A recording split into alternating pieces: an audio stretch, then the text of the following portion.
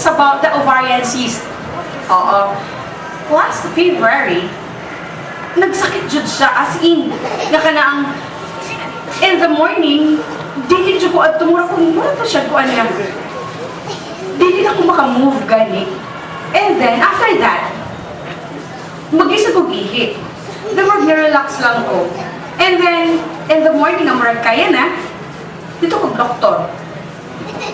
Pag kuha sa transvaginal ultrasound.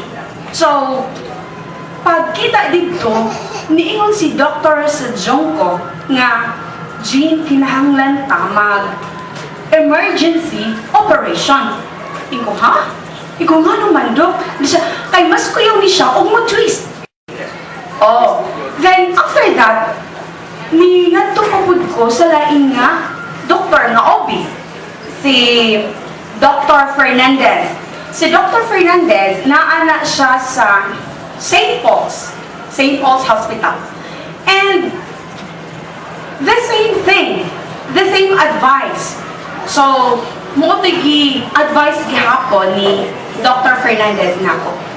And then, muro magkuan. So, ikaw po niya lang siguro kay dako mo po nilang pangayon ako. Imagine, 60,000 pesos. Then, pagkuan, minali ko sa Cebu. Ingon akong ate, Day, testing ko nun ni Ini. Ikaw, ako'y ate. Daghanong ko nisuway. Ay, nisuway na ko, ani. Kuan pag-yung ko ato masa na, wait, nag-stockish? Stockish pag-yung ko ang produkto kay maayo. Ikaw, ako ayaw na ni Ana. Ikaw magpa-opera na ko. Ikaw nga, kung ano ako muna nga, ipa-opera na lang ni kay Aron, maayo na.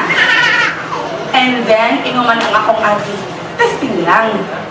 Huwag man kunod pag sa testing. Sa testing ko. Maka-prove ba nga tininoon? Pwede mo check sa EVRMC. EVRMC, kuan na siya, public hospital sa Tacloban. May 10, kay gikan ko atong kuan, ka na ang butas, diretso. 3 days na po dito sa kuan, sa kaniyang hospital. 3 days. So, huwag ko magdakong na nawa siya. Kaya imagine, kung sa mga itong kabaks ang akong gipalit sa akong ate? Oo! Huwag ko magdahong. Huwag sa kong una-una ang nawa. Ang una-una na. So, I am ready. Oo. Then, pagkakuan, pero may bayat na ilabatiba kung i-prepare na ka para kuan. Sakit bayat. Yeah, 3 nights, kuan ako dito sa hospital. So, on that night, nga ready na ko for operation the following day, agoy, kay tulo na ka doktor, nga nagsigkuot sa ako Kay wala naman sila nakita.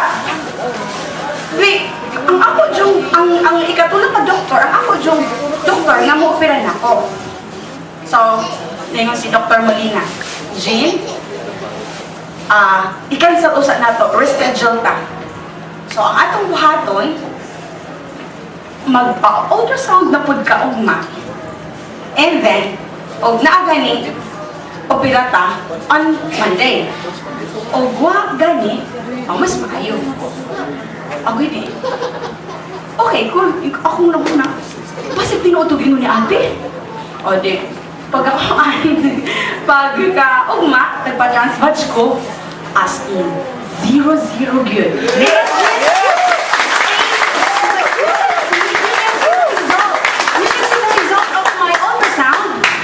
Na 8 point something na ang kadako kay dako nagid siya as in. And then without knowing, nag-0-0 gyud siya. Kaya ang doktor di ba putuon ako. Maingon ra pa sila, ay ayaw mo pagtuon ni anak. Kay wa ko no yung mga kuan nga makaayo. Pero mo romanti akong gikaon. Gitingno. So, until now, gikan adto, nag-take na gyud ko hangtod karon. Siya na si Mr. Ruel Noro, siya pero yung magpa-deliver na ako punta sa Tacloban. So, mga kuan lang. Okay? So, maugin di akong gi-travel dinhi ang i-share ninyo o kung sa'yo nahitabo na ako nga tinuod o na ako'y mga evidences na ipakita ninyo. Dili lang just merely saying, but there is an evidence. Yes!